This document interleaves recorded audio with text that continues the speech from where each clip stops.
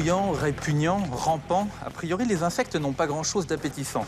Il va peut-être falloir faire un effort car il est question de mettre des grillons, des sauterelles dans nos assiettes.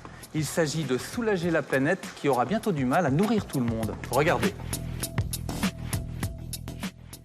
D'ici à 2050, la demande mondiale de viande devrait augmenter de 73%. Une augmentation qui ne va pas sans poser de nombreux problèmes écologiques. La production de viande étant dévorante en ressources naturelles. En effet, produire 1 kg de viande consomme autant d'eau que les douches d'un individu pendant un an. Par ailleurs, la production de viande occupe aujourd'hui 70% des terres arables de la planète et génère d'importantes quantités de CO2.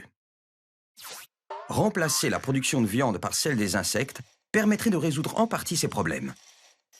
Un tiers de la population mondiale mange déjà des insectes. Pourquoi pas vous?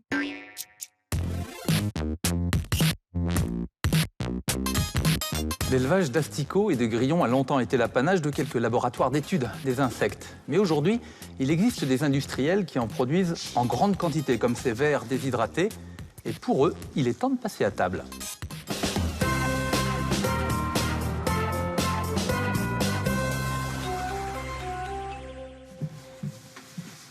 Bonjour, vous voulez en savoir plus sur les insectes comestibles?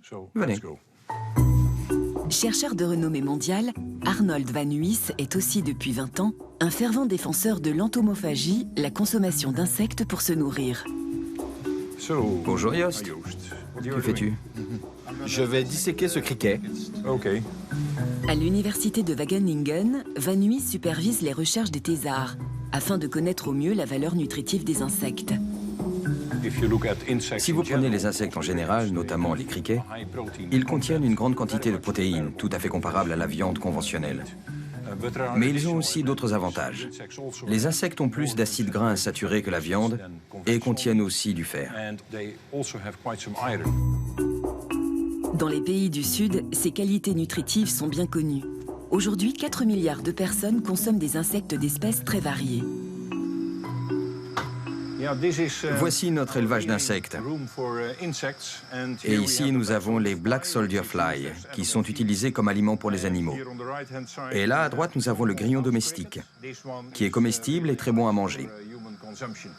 Et ici, nous avons les vers de farine, ce sont les larves d'un scarabée céréalier. Les hommes mangent beaucoup d'insectes d'espèces différentes, chenilles, sauterelles, criquets, libellules, termites. En tout, environ 1950 espèces d'insectes sur Terre sont consommées par des humains. Arnold van Nuys a pris conscience au cours de ses voyages qu'un autre modèle alimentaire était possible, plus sain et plus durable que celui des pays occidentaux. Avant, je combattais les insectes comme des nuisibles. Puis, j'ai passé du temps à visiter de nombreux pays africains.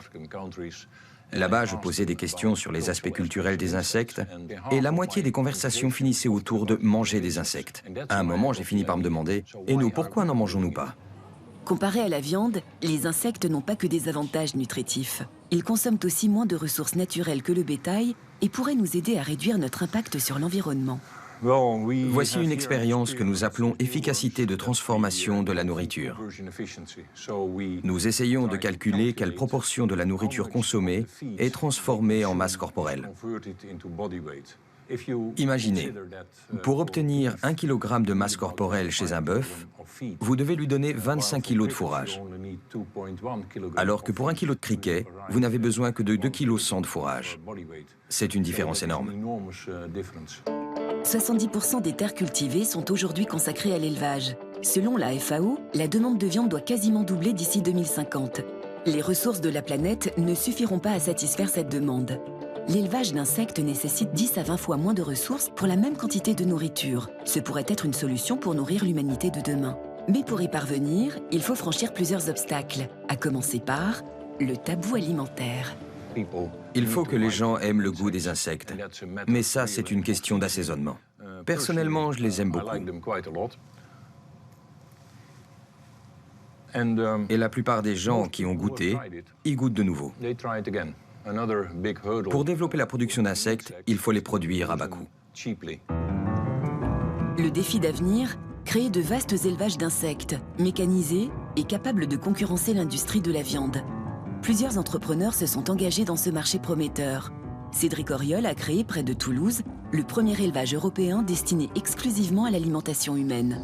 Donc là, on est en train de mettre en place un pilote industriel pour pouvoir élever des insectes comestibles en grande quantité. Et on élève 2 espèces d'insectes dans notre élevage, des vers de farine et des grillons, parce que ce sont des espèces qu'on connaît très bien et qui sont parfaitement comestibles, et aussi parce que leur élevage est éco-responsable. Un élevage de vers de farine ou de grillons va rejeter jusqu'à 100 fois moins de gaz à effet de serre qu'un élevage de viande classique. Donc là, vous pouvez voir des grillons domestiques. Alors l'enjeu pour nous est de maximiser la densité des insectes au sein des bacs d'élevage. Donc c'est pour ça qu'on dispose les alvéoles de cette façon. Dans cette ferme laboratoire, toutes les techniques sont passées au crible pour optimiser la production. Le biologiste de l'équipe a mis au point un mélange alimentaire innovant et plusieurs types de lampes chauffantes sont comparés pour accélérer la croissance des grillons. Dans cette course à la productivité, les insectes sont beaucoup plus performants que le bétail traditionnel, car moins sensibles à la promiscuité. Le ver de farine, pour son bien-être, il aime être dans une forte densité. Je peux vous en montrer quelques-unes. Tout l'intérêt, c'est qu'on va pouvoir en élever jusqu'à 1 tonne par mois pour 35 mètres carrés. C'est-à-dire qu'on a besoin de beaucoup moins de surface au sol que pour produire de la viande classique. Par exemple, un élevage porcin, même en intensif, on va avoir besoin de 3 fois plus de surface au sol pour produire la même quantité de nutriments.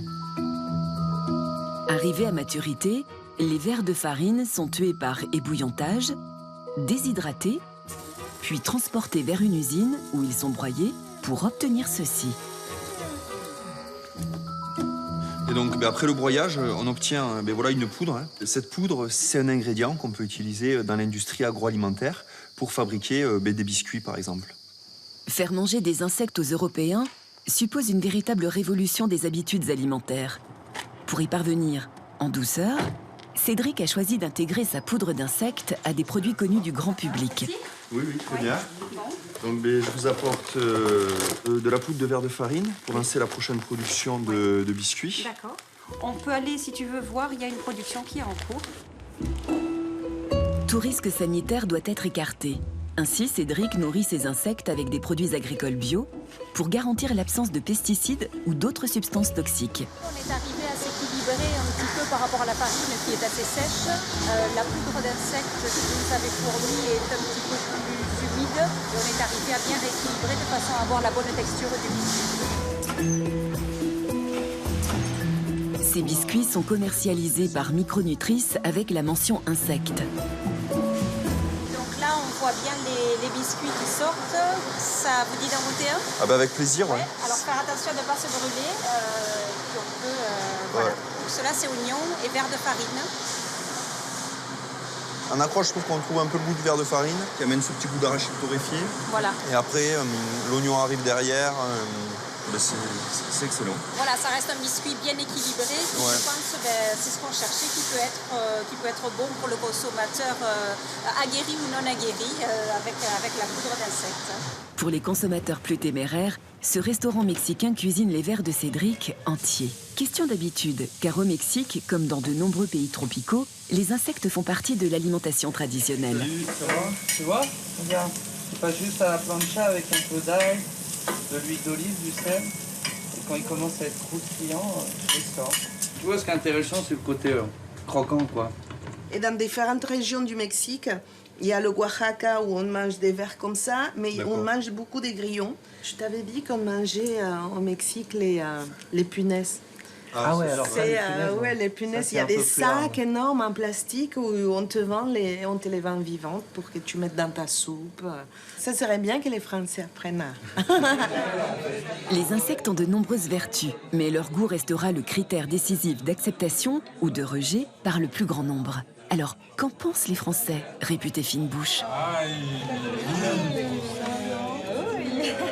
C'est l'étape de l'aspect qui est dur à passer quand même. Uniquement manger ça au quotidien, là pour l'instant non. C'est très bon. Ah non, c'est excellent. Il y en a un qui a bougé, toi. Il n'y a pas de goût, il n'y a rien, c'est juste un peu dégoûtant parce que c'est des vers. Et je ne renouvellerai pas l'expérience une deuxième fois.